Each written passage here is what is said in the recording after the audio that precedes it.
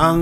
nagiging problema po namin ay yung kawalan ng disiplina ng ilan nating mga kababayan na diretso po nagtatapon sa waterways, sa drainage, sinisingit po yung mga basura na siya pong nagiging sanhi ng pagbabara at flash flood. Yan naman po ay isang problema na tinututukan namin, pinagtutulungan namin kasama ang mga LGUs. Kaya nga rin po din kami on our end, meron po kami mga programang inilunsad like yung grocery, palit sa basura, tsaka yung pong Yes to Ayos natin kung saan ine-educate po natin yung community na instead na itapon lang nila yung basta-basta yung mga basura, pwede pa po siyang pakinabangan, ma-recycle, ma-reuse, at yung iba po ay pwede pa pong ibenta. Sana po magkaroon ng mindset ng pagbabago sa mindset ng ating mga kababayan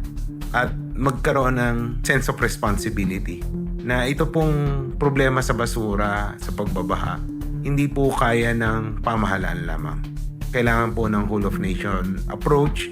kaya kasama ang komunidad